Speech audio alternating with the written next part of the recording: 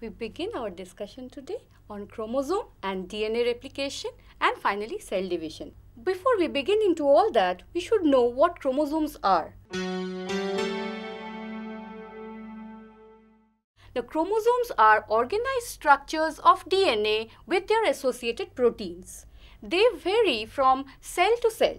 In prokaryotic cell, as you can see here, the DNA with their associated proteins lies in the central region within the cytoplasm without any membrane covering. This region is known as the nucleoid region. While in case of the eukaryotic cell, as you can see here, there is a membrane enclosed structure. This structure is called as the nucleus. This contains the chromosome, and again I come back, chromosomes are the DNA with associated proteins found in cells. Watson and Crick discovered the DNA structure, and this structural chemistry basically helped us understand how exactly DNA is formed, and then finally the replication of DNA will become easier. The DNA structure as suggested by Watson and Crick gave us a 3D model. This showed that there are specific base pairings with adenine always pairing with thymine and guanine always pairing with cytosine. And the two strands that are present are anti-parallel, or we can say that the two bases AT or CG, they are complementary to each other. This point helped us a lot in understanding the actual DNA replication. Let us consider three different models for DNA replication. These three models were suggested by several workers, scientists, before the actual model was put forth. The three models are the conservative model, the semi-conservative model, and the dispersive model. In the conservative model, it was suggested that the parental DNA double helix remains intact. This strand serves as the template on which a newer DNA double helix is synthesized. Likewise, with progeny cells continuing, we will have fewer numbers of the parental strand while more of the newly synthesized DNA strands. In the semi-conservative model, there is a slight difference. The parental double helix is separated or segregated, and the two strands separately serve as the template for new DNA synthesis. Can you see the dark blue coloration here? This refers to the parental strand. So you can see one parental strand here and the other parental strand here. The light blue coloration is of the newer DNA segments, which you can see are involved in both the daughter DNA strands. Later, when the DNA will divide further, the parental strands obviously will reduce, but you will have a mixture of the parental strand and the new strands in each round of replication. In the third dispersive model, wherein the entire parental DNA strand actually forms into several segments. Now, each of these segments or fragments will serve as template for further DNA synthesis. So you can see here in the next generation, there is a mixture of old and newly synthesized DNA. Likewise, in subsequent rounds of replication, there will be some parts coming from the parental strand and some parts are newly synthesized. Can you see here the C and G and A and T, this complementary base pairing, along with the fact that the adenine will always pair with thymine and cytosine will always pair with guanine. This all supports the semi-conservative model. But this idea was given by Watson and Crick. Later, Meselson and Stahl, they performed a classical experiment. Not only these, many other scientists had given many other such experimental data which proved that the DNA replication is semi-conservative.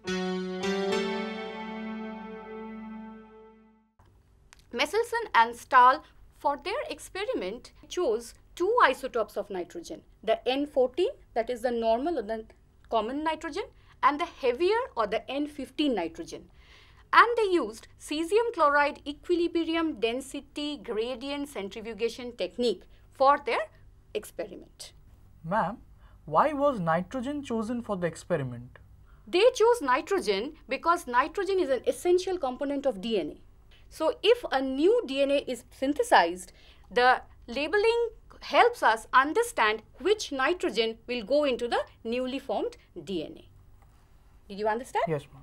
In the first place, they used N15 containing medium. E. coli is the organism of choice. They grew E. coli in N15 medium, and then for several generations, up to 14 generations, they grew these cells. The only reason for this is, with such continued growth, all the cells will be containing only N15 nitrogen. And they would replace next this medium of N15 with N14 variety. Now, before they replaced, they took a sample and then they allowed the sample to migrate into different bands in the cesium chloride centrifugation technique. They observed that the DNA formed only a distinct band at the heavy nitrogen region. This was obviously the case because the heavier nitrogen was incorporated into new DNA and everything was only N15. When they allowed the E. coli to grow on N14 medium, in the next round of replication, again they gave a spin and finally centrifuged. This result showed that the band appeared at an intermediate position between the light N14 and the heavy N15. So this intermediate band obviously says that the newly formed DNA consisted of somewhere in between N14 and N15 region, which could definitely mean a hybrid. Again, several rounds of replication were allowed and similar kinds of spins were given. So just after this, the next round of spin gave two bands, not a single one consisting of a hybrid DNA, while the other band appeared at the light N14 band. This very nicely disproved the conservative model, because if conservative model was followed, then the band would have appeared at this position only. Now, to disprove dispersive mode, they carried out again further replication, all these in N14 medium. In the subsequent rounds again, they saw that samples gave two bands, one at the N14, the other hybrid. So obviously this proves that with each rounds you have newer completely N14 strands and some hybrids of N15. So these are suggestive of semi-conservative replication. In case of prokaryotic cells, typically bacteria, we will find binary fission as a mode of cell division. And here the cell will duplicate and divide into two. But before that happens, the DNA or the genetic material we are discussing in the form of chromosomes, this needs to be replicated. So this is our interest here, exactly how this is getting replicated. This is a typical example of eukaryotic cell cycle. Here we can see several phases, G2, M, G1, S. These four phases comprises the cell cycle in eukaryotic cells, and it is the S phase where DNA replication will take place. Few substrates are required for DNA synthesis. They are the 4-deoxynucleoside triphosphates, a template, and a primer. You can see here the structure of a deoxynucleoside. One is shown. There are several others. Depending on the base, it will be the GTP, DCT, and D likewise. While this is a template, basically a single-stranded DNA region on which the new DNA strand would be synthesized. This provides for a basic idea. New nucleotides will be added depending on, say, C here, so G would be added in this position. So this is providing a direction. And here we see a primer. In many cases, this primer is either DNA or it can be RNA also, but this is also equally important. We will see that the polymerase, the catalytic enzyme, cannot synthesize new DNA just like that. It needs a 3' OH free end onto which it will add on the new nucleotides. So this is where the actual catalysis reaction is shown. You can see the 3' OH here, okay, which is the end of the primer. This is 5', 3' direction, the end of the primer, 3' OH, and you have the template strand here. The new deoxynucleoside triphosphate that should be added as it approaches, you can see this OH is attacking the alpha phosphoryl group. This is an SN2 reaction wherein the phosphate will form a phosphodiester bond with this OH. And in this step, the PP, or rather known as the pyrophosphate, will be moved away from the reaction. Now, this PP not only is moved in this form, but it is also cleaved to two inorganic phosphates. This is done by the help of the enzyme pyrophosphatase. Now, this reaction generates enough free energy which can actually see that the whole process can go on continuing. E. coli is a typical prokaryotic cell. The duplex DNA replication as observed in E. coli will come in the next few slides. The whole of the replication process can be summarized into 3 steps. Initiation, wherein we will see the formation of the replisome, then the elongation, which is initiation of synthesis and elongation of the further strand, and finally termination. The DNA replication obviously is semi-conservative, whether it is eukaryotic cell or prokaryotic cell, but the exact machinery is slightly different. Bacterial initiation in E. coli begins with a ORI site, ORI-C region. This is the ORI-C region of E. coli, which is highlighted. It consists of 4 9 base pair sequences, as you can see in blue, and 3 13 base pair regions which are highly conserved. They are called as consensus sequences. They are highly conserved in bacteria. The sequence has this specificity, and in case of the 4 9 base pair regions, you have TT-AT, CC, ACA sequence. Now, these 4 are the DNA boxes, while these are the 13 base pair tandem repeats. Now, let us understand a initiation process wherein we will see the formation of initiation complex and the pre-priming complex. Several proteins and enzymes are responsible. The first one is DNA A protein. The tetramers of DNA protein would bind to these 9 base pair regions. We have seen the 9 base pair regions in the earlier diagram. They would bind to these regions initially, first a tetramer, and it is also associated with HU histone-like proteins of E. coli, which will help bending of the DNA strand.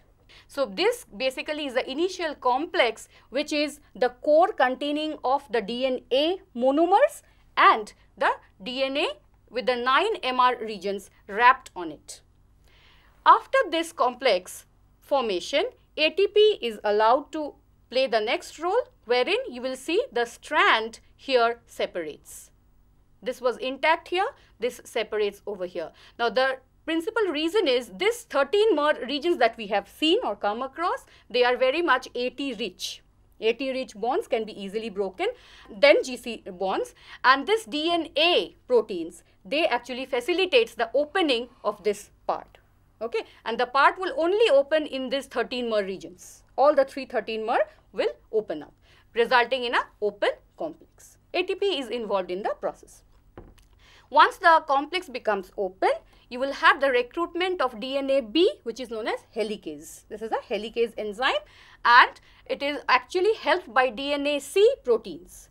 These 6 of DNA C and 6 of DNA B are involved in actually forming the pre-priming complex.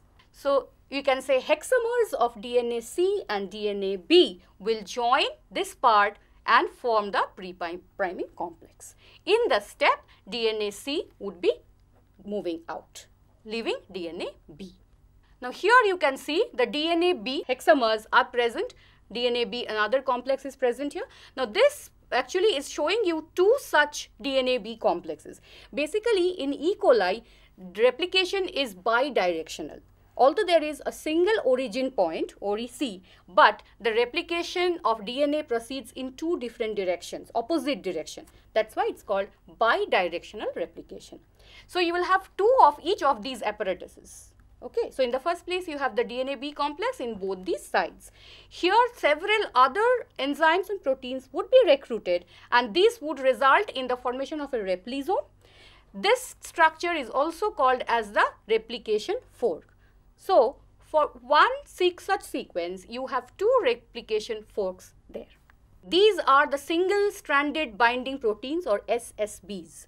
These tetramers attach themselves to the single-stranded region of DNA. Because DNA double helix opens up, so they go and bind to these single-stranded regions. And what is the purpose? Why they do that? They do not allow the DNA to re-anneal back. Because you know that they are made of complementary bases and they are joined by hydrogen bonds. So they would simply re-anneal. So SSBs basically do this work.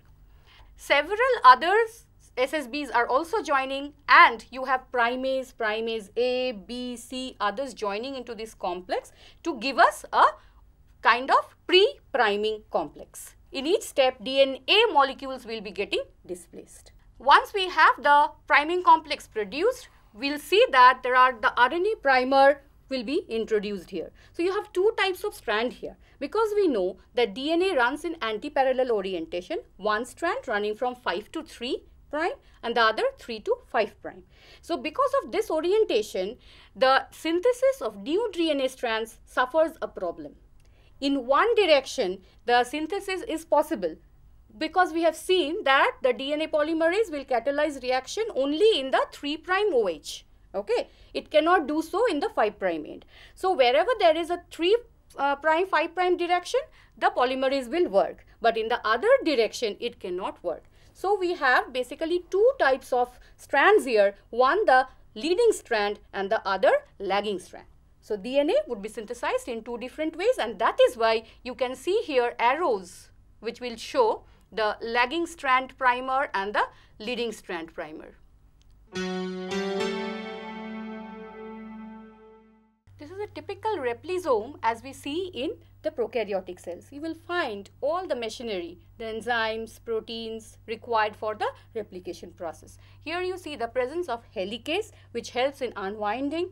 You have the single strand binding proteins which binds to the single stranded regions and sees that the two strands do not complementary base pairs. You have the presence of primosome, primase, ligase, and essentially the DNA polymerase 3. Ma'am, here we see DNA polymerase 3 is carrying out the catalytic function. Does the same thing happens in eukaryotic cell? The catalytic machinery is almost the same, mechanism is entirely same. The only thing that differs is the nature of the polymerase. You see here a replisome which has the DNA polymerase Pol delta in eukaryotic cells. This is a typical replisome of eukaryotic cell. So it differs only in the polymerase enzyme. Here we see the two different strands. These are the template strands, the 5' 3' template and the 3' 5' template, on which you will see here that this strand will be synthesized continuously, known as the leading strand, while this strand would be synthesized discontinuously, known as the lagging strand. These would be synthesized in short stretches of small fragments, and these are known as the Okazaki fragments. The replisome has been formed, and we are about to see how exactly the leading and the lagging strands are elongated. You can understand this from this diagram. Can you see this strand over here? This is the leading strand synthesis here, while lagging strand synthesis is done here. Now, because leading strand synthesis is continuous, there is no problem. The polymerization is done once and it continues. The polymerase remains there and is held by the beta clamp. The DNA strands are held by the beta clamp and the polymerase proceeds. This is known as processivity. While you can see in the next strand, the synthesis would go on in a semi-discontinuous fashion, and for that you will have the continuous use of these primases. So primases are loaded here each time a primer is needed. So for short stretches, every time newer small fragments of these lagging strands are synthesized. This is again the mechanism at the molecular level, which is very similar to the explained structure that we saw earlier of the catalysis. The 3' OH having an SN2 reaction or a nucleophilic attack on the alpha phosphoryl group of the incoming triphosphates. Now this is showing you clearly the elongation steps in more detail. You can see here the sliding clamp. Okay, the sliding clamp is nothing but a portion or a subunit of the holoenzyme DNA polymerase 3. The purpose is just to hold the two strands intact, the newly produced and the old parental one, so that synthesis can continue. Because the polymerase actually cannot entirely replicate a whole long stretch of DNA. It will fall off. So that polymerase does not fall off, these sliding clamps are used. So the DNA will proceed on a continuous fashion in the leading strand, while in the lagging the short stretches would be produced, which will be joined by ligase, with the gaps being filled later by the nick translation process. After the elongation step, it goes on continuing, but the DNA cannot replicate just like that. It has to be terminated, and we'll see how exactly this termination is brought about. There are specific sequences or sites you can see known as the terminator sequences. There are principally 6 such sequences: E, D and A in this orientation, and C, B and F in this orientation. Now there is a specific problem, because in case of E. coli, the replication is bidirectional. So obviously, if this is considered as a double-stranded DNA, 2 more DNA strands would be synthesized here. So it will be in the form of loop, and these 2 ends are made in such a way that the terminator sequences will terminate the synthesis in opposite direction. Now, if the newly synthesized strand is moving in a direction clockwise, then terminator sequence C will stop it. While if the newly synthesized strand is moving in an anti-clockwise direction, A will stop it. Now, in the terminator sequences, TUS will be binding, and you will have the replication being stopped or stalled or halted. Now you can see here there are 2 phases of the TUS protein. Okay, the role of TUS protein is important. Now if replication fork will move past if they find this phase of the TUS protein, while it cannot move if they are finding this phase of the TUS protein. That is why when you saw this, that loop which is going in this direction will be stopped by C. So they will move past all these terminator sequences and will be stopped by C. While if their fork is moving in this direction, they will move past all these terminator sequence and will be stopped by A. So this is shown here in detail, and you will find that catenation is a problem with the DNA in the circular fashion. Ma'am, here we see catenations are being formed. How are they removed? Catenation removal is done by topoisomerase 4. Okay, this is done in case of the prokaryotic cells. In E. coli, catenation is very important, which will remove, you can see here that nick translation, or rather you can say opening with the help of topoisomerases. The 2 strands will be opened up, only then they can pass out from one another. You can see here they are intermingled, they need to be removed. That is done by the topoisomerase 4, and you have the 2 dotted strands being released. This is topoisomerase which does the cutting and then is released later. So this is how we terminate the DNA replication. We are here giving an account of the several enzymes and proteins involved in the replication function. You have to memorize these basically and remember what is the function of each of these several enzymes. Like we have discussed the function of helicase, DNA helicase or DNA B protein, which helps in unwinding of the DNA double helices. Likewise, polymerase, the main enzyme responsible for the replication apparatus, the polymerase 3. DNA clamp, action of this particular protein in the elongation step. We have understood the purpose of SSB proteins. The topoisomerases will relax the DNA from its supercoiled nature. DNA gyrase, again a kind of topoisomerase, principally involved in bacterial replication. It will relieve the strain produced by the helicase. DNA ligase would be required to join in the Okazaki fragments. Remember, they are short fragments. They need to be joined. So DNA ligase will do the work. And primase, another enzyme here, is the starting point for the polymerase of RNA polymerase or DNA polymerase for synthesizing of the primer. So these are all of our proteins and enzymes involved in the replication machinery. Now, not much is known about regulation of prokaryotic replication in that fashion, but the amount of DNA protein, the initial protein which is involved, the amount suggests whether DNA replication would proceed or will not proceed. Likewise, methylation in the ORI site is also an equal important reaction which suggests.